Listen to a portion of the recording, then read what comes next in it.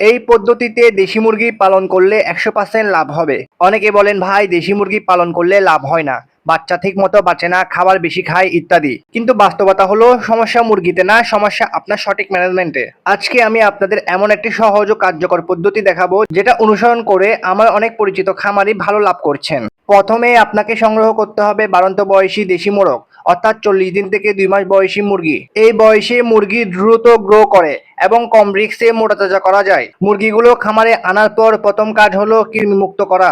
আপনি অ্যাবিনেক্স ব্যাট কিংবা প্যারাব্যাট দিয়ে কৃমিমুক্ত করে নিতে পারেন। তারপর লিভারকে শক্তিশালী করার জন্য হ্যাপাটনিক ব্যাট 1 থেকে 3 দিন 1 লিটার পানিতে 1 মিলি করে মিশিয়ে খাওয়াবেন। এতে মুরগির হজম শক্তি বাড়ে এবং শরীর দ্রুত রিকভার করে। মুরগিগুলোকে খাবার হিসাবে খেতে দিবেন ধান ভাঙ্গা, ভুট্টা ভাঙ্গা, গম ভাঙ্গা এবং সোনালী গোয়ার ফিড। এই খাবারগুলো সঠিক অনুপাতে দিলে দ্রুত ওজন বাড়ে এবং খরচও নিয়ন্ত্রণে থাকে। মুরগির দ্রুত ওজন বৃদ্ধি ও হাড় শক্ত করার জন্য ব্যবহার করবেন জিঙ্ক, ক্যালসিয়াম এবং বিটা অ্যামাইনো। এগুলো রুচি বাড়ায়, শরীর শক্ত করে এবং তাড়াতাড়ি বেড়ে উঠতে সহায়তা করে। এই পুরো পদ্ধতি মেনে চললে 1.5 থেকে 2 মাসের মধ্যে মোরগগুলো ভালো ওজনে চলে আসবে।